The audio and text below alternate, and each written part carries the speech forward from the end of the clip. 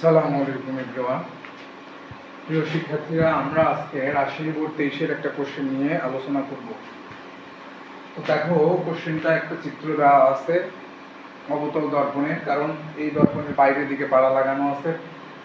Question হলো ঘ number question Rajshahi বোর্ডের, যে দর্পণটির সামনে কতটুকু দূরে বস্তু রাখলে, কতটুকু দূরে বস্তু রাখলে, তার মানে লক্ষ্য বস্তুর দূরত্ব বের করতে বলছে। কতটুকু দূরে বস্তু রাখলে বস্তুর চেয়ে 3 গুণ বেশি প্রতিবিম্ব পাওয়া যাবে, বস্তুর চেয়ে 3 গুণ বড়।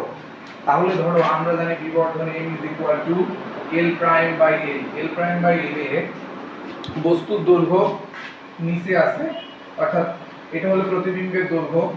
তো প্রতিবিম্ব বলছে বস্তুর 3 গুণ, প্রতিবিম্ব বস্তুর 3 গুণ। ধরো বস্তুর দৈর্ঘ্য হলো u, তাহলে মানে বস্তুর দৈর্ঘ্য ধরো সাপোজ ইউ ধরে নিলাম, তাহলে প্রতিবিম্ব দৈর্ঘ্য তার 3 গুণ, তাহলে 3u ইউ কাটা, তাহলে m কত পাওয়া যাচ্ছে 3। এটা বোঝানোর সুবিধার্থে দেখাইলাম। তাহলে বস্তুর 3 গুণ বিবর্ধিত বিম্ব পাওয়া যায়, তাহলে বিবর্ধনের মান 3। বুঝতে পারছো? এখন এখানে যে মানটা আছে সেটাকে নিয়ে আমরা ব্যাখ্যা করব। দেখো, আমাদের বলছে এই আয়নার সামনে কতটুকু দূরে বস্তু রাখে, তাহলে এটা একটা অবতল আয়না। অবতল আয়নার সামনে বস্তু রাখলে বিবর্ধিত বিম্ব পাওয়া যায় কোন কোন ক্ষেত্রে। তো আমি এই বিষয়টা তোমাদের কাছ থেকে আশা করি যে তোমরা চিত্র, যে অবতল দর্পণের রশ্মি চিত্র অঙ্কন যে কয়টা আছে এগুলো তোমরা জানো। তো তারই প্রেক্ষিতে আমি বলি যে আমরা জানি অবতল আয়নায় কোন কোন ক্ষেত্রে বিবর্ধিত বিম্ব পাওয়া যায়। যেমন অবতল আয়নায় যদি আমরা 6টা পজিশন জানি, এই 6 নম্বর পজিশন হলো ফোকাস এবং মেরুর মধ্যবর্তী বিন্দু যে কোনো জায়গায়। এখানে যদি লক্ষ্য বস্তু রাখি তাহলে অবশ্যই সেটা প্রতিবিম্ব দর্পণের পিছনে হবে, অর্থাৎ বিবর্ধিত প্রতিবিম্ব হবে। এটা একটা পজিশন। আরেকটা জানি যে আমরা যদি চাইলে লক্ষ্য বস্তুকে রাখি তার জন্য বিবর্ধিত বিম্ব পাওয়া যাবে। তাহলে এখান থেকে আমরা এটা বলতে পারি যে অবতল আয়নায় বিবর্ধিত বিম্ব 2 ক্ষেত্রে পাওয়া যায়, একটা হলো বাস্তব আর একটা হলো অবাস্তবে। তাহলে বাস্তব এবং অবাস্তবে ক্ষেত্রে যেহেতু বিবর্ধিত বিম্ব পাওয়া যায়, আর এখানে কোশ্চেনে এটাই বলা আছে যে এই আয়নার সামনে কোথায় লক্ষ্য বস্তু রাখলে 3 গুণ বিবর্ধিত বিম্ব পাওয়া যাবে, তাহলে এখান থেকে আমরা এটা নিশ্চিত যে অবতল আয়নায় বিবর্ধিত বিম্ব যেহেতু 2টা ক্ষেত্রে পাওয়া যায়, একটা হলো বাস্তবে পাওয়া যায়, অবাস্তবে পাওয়া যায়, এই কারণে এই কোশ্চেনের অ্যানসারটা 2টাই দিতে হবে। এই জিনিসটাই তোমাদের জানানোর জন্য এই সিকিউটা আজকে করা হবে। তো দেখো, এটা রাজশাহী বোর্ড 23-এর গ নাম্বার কোশ্চেন। তো এটা আমরা কিভাবে করব? প্রথমে এটা আমরা কনফার্ম হলাম যে অবতল আয়নার সামনে বিবর্ধিত বিম্ব পেতে চাইলে অবশ্যই দুই ক্ষেত্রে দুইটা ক্যাটাগরির বিবর্ধিত বিম্ব পাওয়া যায়। একটা হলো বাস্তবের ক্ষেত্রেও পাওয়া যায়, অবাস্তবের ক্ষেত্রেও পাওয়া যায়। এরকম কোশ্চেন যদি আসে তাহলে 2 ধরনের ক্ষেত্রেই দেখাইতে হবে। ঠিক আছে? এখন আমরা প্রথমে এখানে বাস্তবের ক্ষেত্রে দেখাবো। বাস্তব বিম্বের ক্ষেত্রে মানে প্রতিবিম্ব যদি বাস্তব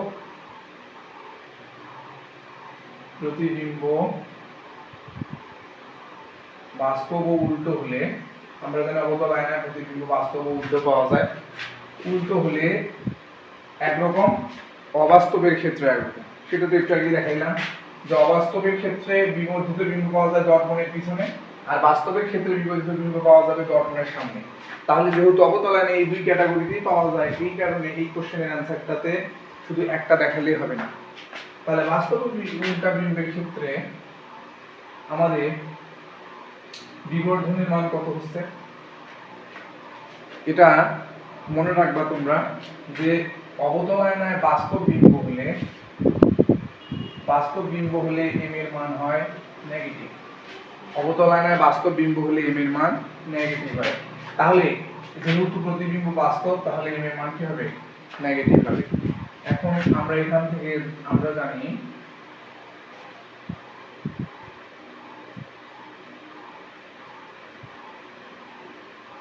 m -v/u। এটা বিবর্ধন সম্পর্কে তোমরা জানো। এখানে যদি আমরা m এর মান বসাই তাহলে m -3 -v/u তাহলে এই মাইনাসে মাইনাসে কাটা গেলে থাকে, আমরা যদি আর গুণন করি, তোমরা আর গুণন করো, আর গুণন মানে কোনাকুনি গুণ, ভি আর 1 গুণ করলে কি হয়, ভি 3 আর ইউ গুণ করলে 3u। তাহলে আমরা দেখতে পাচ্ছি যদি প্রতিবিম্ব বাস্তব হয় তাহলে প্রতিবিম্বের দূরত্ব হবে লক্ষ্যবস্তুর 3 গুণ। তাহলে এই ক্ষেত্রে আমরা এই জিনিস মানে V is equal two 3u দিয়ে এখন আমরা কি বের করব, আমাদের যেহেতু বলছে কতটুকু দূরে বস্তু রাখলে, বস্তু রাখা মানে লক্ষ্যবস্তুর দূরত্ব, এই কারণে এই ক্ষেত্রে আমরা ইউ এর মান বের করব। ঠিক আছে, তো আমরা প্রথমে সাইড নোট করব। দেখো এখানে দেওয়া আছে বক্রতার ব্যাসার্ধ, এখানে বক্রতার ব্যাসার্ধ কত সেমি দেওয়া আছে, 30 সেমি। তো আমরা জানি যে ফোকাস দূরত্ব বের করতে গেলে ফোকাস দূরত্ব হয় বক্রতার ব্যাসার্ধের অর্ধেক। ফোকাস দূরত্ব কি হয়, বক্রতার ব্যাসার্ধের অর্ধেক। ফোকাস দূরত্ব f is equal to বক্রতার ব্যাসার্ধের অর্ধেক, মানে বক্রতার ব্যাসার্ধকে 2 ভাগ করতে হবে, তাহলে 15 সেমি। এখন আমাদের প্রথমে বাস্তব বিম্বের ক্ষেত্রে লক্ষ্যবস্তু কোথায় রাখতে হবে সেটা বের করব। তাহলে এই ক্ষেত্রে আমরা পেলাম v is equal to 3u। তাহলে আমরা জানি 1 by v plus 1 by u is equal to 1 by f। এটা তোমরা জানো কিনা? প্রভু ভাইয়া কেন এই সূত্র লিখলেন? কারণ আমরা লক্ষ্যবস্তুর দূরত্ব বের করব, আর লক্ষ্যবস্তুর দূরত্ব বের করতে গেলে অবশ্যই এই সূত্র লাগবে অবতল আয়নায়। অবতল হোক উত্তল হোক যে আয়নায় হোক না কেন, দুই আয়নার ক্ষেত্রেই প্রতিবিম্ব লক্ষ্যবস্তু ফোকাস বের করতে গেলে এই সূত্র লাগবেই। ঠিক আছে, তাহলে আমরা এখানে 1 বাই ভি এর জায়গায় ভি এর মান বসাই। v is equal to কত, 3u, 1 by u is equal to 1 by বা 3u আর u এর লসাগু কত, 3u আর u এর লসাগু কত, অবশ্যই 3u হবে, কারণ 3u আর u মানে হলো এখানে 1u আছে।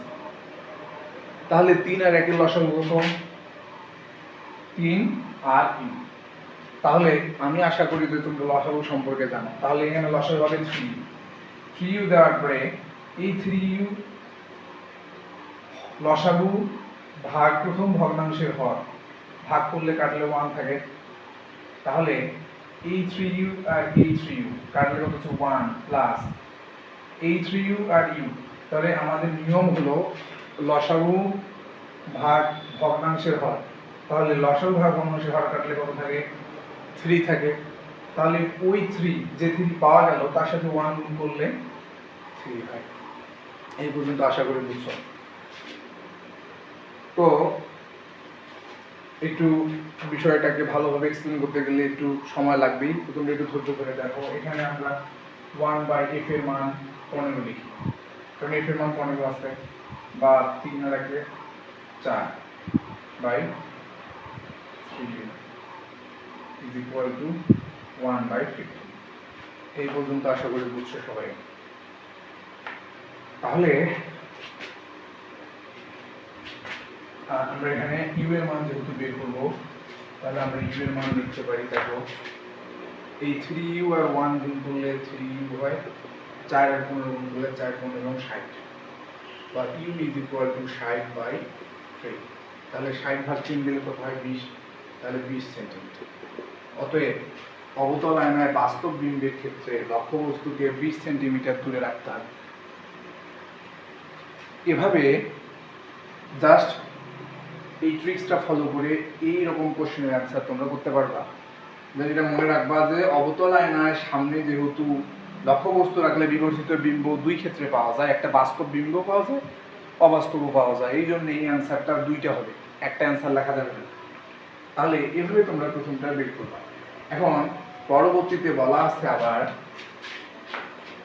পরবর্তীর ক্ষেত্রে বলা আছে যে আমরা যেহেতু জানি যে দুই ক্ষেত্রে হবে, একটা বাস্তব গেল, এখন অবাস্তবের ক্ষেত্রে হবে। তাহলে অবাস্তবের ক্ষেত্রে আবার বের করতে হয়।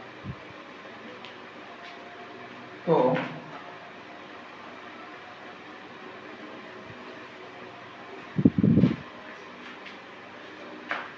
দেখো, আর যেহেতু বেশি সময় হয়ে যাবে, আমি তোমাদের চাচ্ছি যে এটা বেশি লেন্দি না করে তোমাদের খুবই ভালোভাবে এটা বোঝানোর চেষ্টা করবো।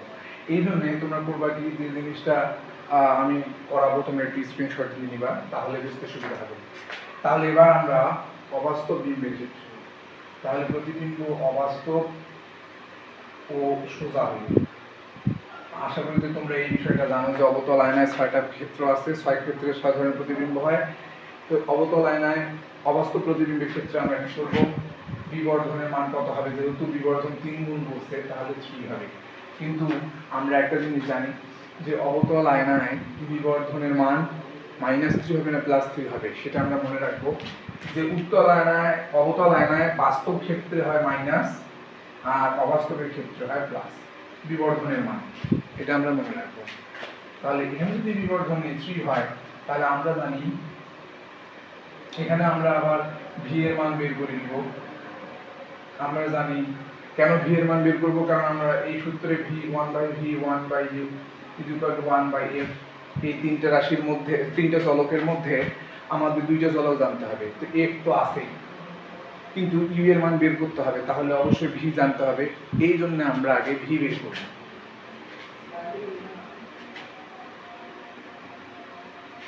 তো দেখো ভাইয়ারা, এখানে আমরা m জানি -v/u, তাহলে m এর মান কত, 3 -v/u। তাহলে r গুণন করো, r গুণন করলে এই চিহ্ন তো v এর সাথে থাকবে, তাহলে হচ্ছে v আমরা লিখতে পারি 3u, v লিখতে পারি 3u। আর এই যে r গুণন করলাম 3 আর u, 3u, আর এখানে আছে কত, -v। তাহলে আমরা এর পরের ক্ষেত্রে লিখতে পারি, আমি তোমাদের বোঝানোর সুবিধা দেখাচ্ছি, -v আর 1 গুণলে -v হয়, আর এটা গুণ করলে 3 হয়। তাহলে আমরা এখান থেকে লিখতে পারি অতএব v -3। তাহলে এখান থেকে আমরা v এর মান পেয়ে গেছি -3u। এখন আমরা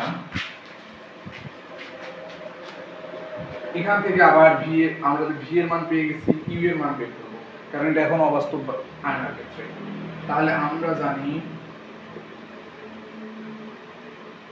1/v + 1/u = 1/f। যেহেতু আমাদের u এর মান বের করতে হবে, এই জন্য তোমরা করবা কি, এই v এর মান যেহেতু মাইনাস আসছে, মাইনাসটাকে পরে রাখলে হিসাব করতে সুবিধা হবে। তাহলে এই জিনিসটাকে আমরা এভাবে লিখতে পারি কিনা দেখো ভাইয়েরা, 1/f + 1/u = 1/f। তাহলে ম্যাথটা করতে সুবিধা হবে। তাহলে 1/u + 1/v এর মান কত, v হলো -3, v হলো -3 = 1/f। ঠিক আছে? তাহলে আমরা এই মাইনাসে প্লাসে মাইনাস লিখতে পারি, অবশ্যই পারি। তাহলে দেখো এখানে 1/u প্লাসে মাইনাসে -1/3, বা আমরা লসাগু নিব। তাহলে লসাগু নিলে কত হচ্ছে, 3u হচ্ছে, একটু আগে দেখাইলাম। তাহলে 3u লসাগু হলে এই লসাগু ভাগ প্রথম ভগ্নাংশের হর কত আছে, কাটলে কত থাকে, 3 থাকে। তাহলে 3 মাইনাস মাইনাস, আবার লসাগু ভাগ ভগ্নাংশের হর কাটলে কত হয়, 1 হয়। আমরা জানি একই রাশিকে কাটলে 1 হয়, তাহলে ওই 1 আর উপরে 1 গুণ করলে 1 হবে, এটা বলার অপেক্ষা রাখি না। তাহলে 1/, আমরা f এর মানটা পরে বসাবো। তাহলে আমরা এখান থেকে লিখতে পারি 2/3u = 1/f। তাহলে আমাদের যেহেতু u এর মান দরকার, তাহলে আমরা r গুণন করব, r গুণন করলে u এর মান পাওয়া যাবে।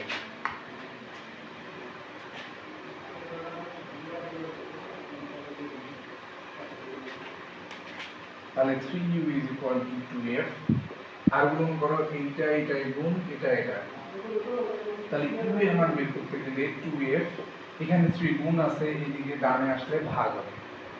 তাহলে 2 * f এর মান কত, 15/3। তাহলে 3 × 5 = 15, 5 আর 2 গুণ করলে 10 হয়। প্রিয় শিক্ষার্থীরা, এই তো আমাদের হয়ে গেল লক্ষ্য বস্তুর দূরত্ব বা বস্তুর দূরত্ব। তাহলে আমি যে জিনিসটা তোমাদের এটা শেখানোর জন্য করাইলাম সেটা হলো অবতল আয়নায় সামনে কত দূরে বস্তু রাখলে বিবর্ধিত বিম্ব পাওয়া যাবে, এরকম টাইপের কোশ্চেন আসলে তোমরা দুইটা জিনিস সাথে সাথে মাথায় নিয়ে আসবা যে অবতল আয়নায় দুই ক্ষেত্রে বিবর্ধিত বিম্ব পাওয়া যায়। একটা হলো অবাস্তব ও সোজা, এই ক্ষেত্রে মানে অবাস্তব একটা বিম্বের ক্ষেত্রে বিবর্ধিত আর বাস্তবের ক্ষেত্রে বিবর্ধিত। এই জন্যে সেক্ষেত্রে দুই ক্যাটাগরির অ্যান্সারেই দিতে হবে। প্রিয় শিক্ষার্থীরা, আশা করি তোমরা এটা বুঝছো। বাসায় বেশি বেশি প্র্যাকটিস করো। নেক্সট ভিডিওতে আবার দেখা হবে। আজকে এই পর্যন্তই। ধন্যবাদ সবাইকে।